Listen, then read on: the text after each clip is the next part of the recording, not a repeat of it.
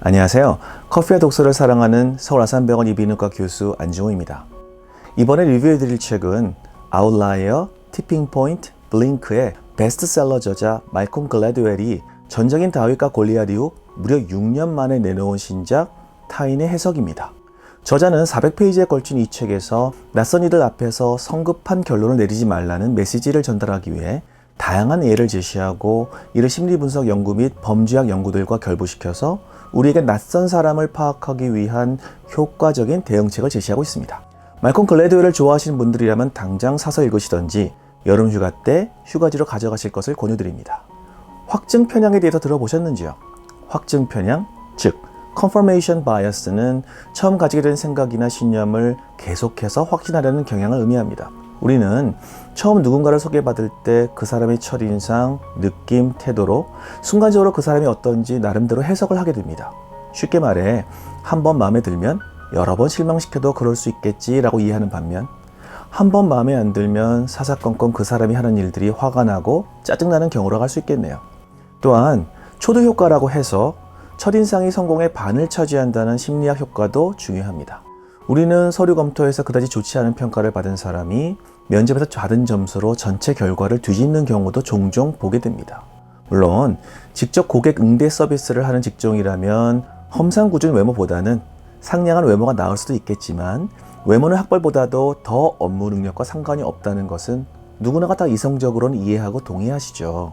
그렇지만 막상 사람을 뽑으실 때는 용모단정한 사람에게 눈길이 한 번 더 가진 않으시는지요?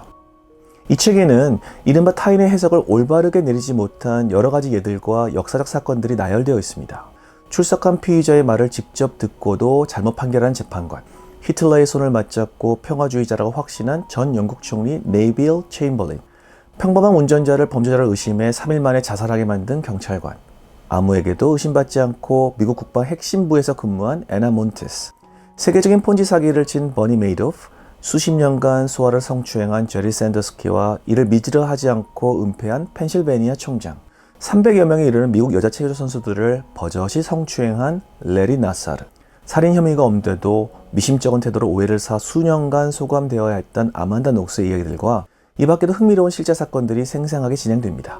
사실 400페이지의 책은 편하게 읽을 만한 분량은 아니지만 실제 일어났던 이야기들과 여기에 얽힌 연구, 해석들을 읽고 있다 보면 세상 말콤 글래드웰의 탁월한 글쓰기 능력에 다시금 감탄하게 됩니다. 이 책은 낯선 사람을 파악하기 위한 3가지 오류를 제시하고 있습니다. 첫 번째 오류는 우리는 사람을 평가할 때 진실을 기본값으로 판단한다는 것입니다. 여러분은 성선설을 믿으시나요? 성악설을 믿으시나요? 저는 맹자가 주장한 인간의 본성은 선하다인 성선설보다는 순자가 주장한 인간의 본성은 악하다인 성악설이 더 타당하지 않나 하는 다소 불순한 생각을 때때로 하곤 합니다.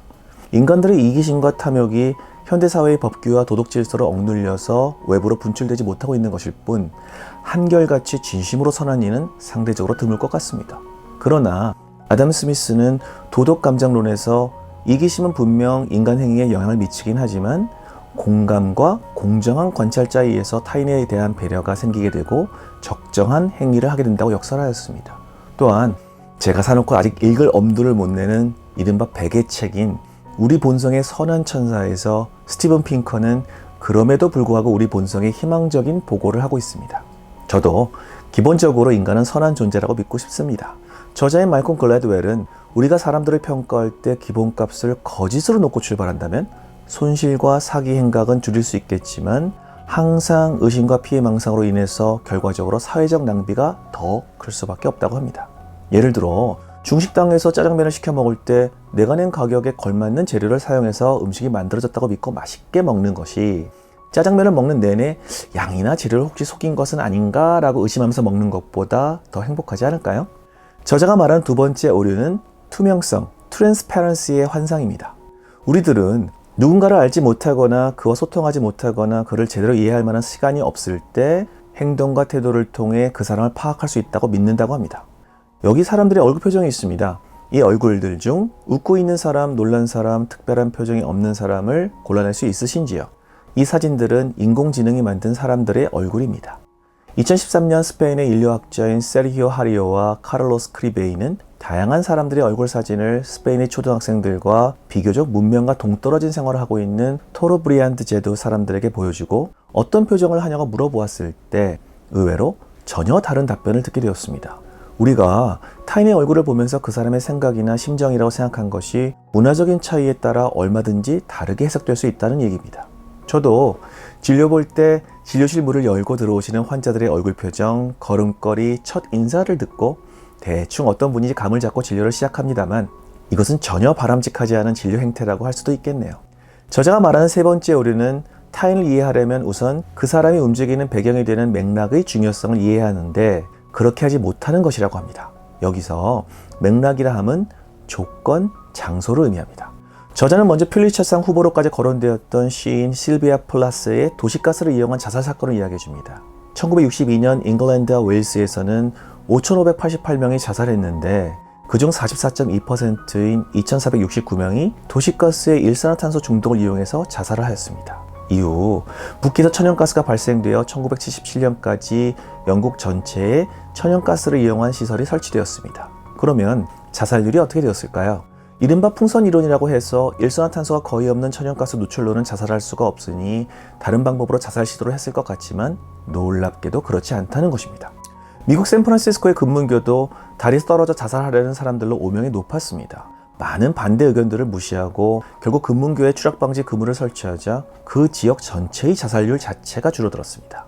또한 저자는 살인사건이나 범죄, 성매매 등은 특정 장소에 주로 집중적으로 발생한다는 것을 통계로 보여줍니다. 결국 우리는 타인의 행동을 단순하게 파악할 것이 아니라 그가 처해 있던 환경, 조건, 장소를 함께 고려해야 함을 일깨워줍니다.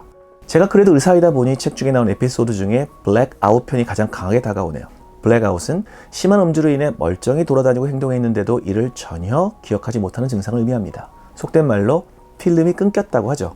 우리는 때로는 축하하기 위해, 때로는 스트레스나 울적함을 달래기 위해 술을 마십니다. 물론 생텍쥐 베리의 소설 어린 왕자에서 술꾼에게 왜 술을 마시냐는 어린 왕자의 질문에 술 마시는 게 창피하다는 것을 잊으려고 마신다는 술꾼의 대답도 있습니다.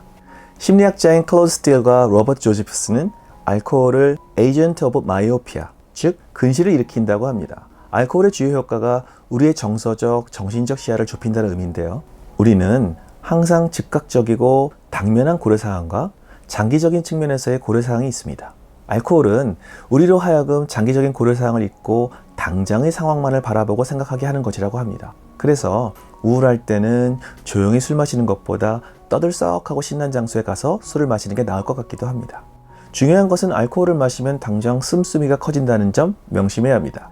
내일 해야 할 업무를 생각하면 그만 집에 가서 자야 하는데 알코올로 인한 근시로 인해 3차는 내가 쏜다를 외치고 나면 다음날 머리는 깨지고 지갑에는 속을 더 쓰리게 하는 카드 명세서가 들어있게 됩니다. 과음하지 마십시오. 10길 물속은 알아도 한 길 사람 속을 모른다는 속담이 있습니다. 그만큼 우리는 낯선 사람을 쉽게 알 수 없고 성급하게 오해를 하지 말아야 합니다. 저자는 다음과 같은 말로 이 책 전반에 걸친 주장을 정리합니다. 우리는 낯선 사람을 이해하기 위한 탐색에 실제적인 한계가 있다는 사실을 받아들일 필요가 있다. 우리는 절대 진실의 전부를 알지 못할 것이다. 온전한 진실에 미치지 못하는 어떤 수준에서 만족해야 한다. 낯선 이에게 말을 거는 올바른 방법은 조심스럽고 겸손하게 하는 것이다. 우리는 항상 나의 생각이 틀릴 수도 있다는 생각을 가져야 합니다. 많은 분들이 기다리셨던 지식 큐레이터 말콤 글래드웰의 신작 타인의 해석에 대한 저의 평가는요. 커피 4잔 반 드리겠습니다. 감사합니다. 건강하고 즐거운 하루 되세요.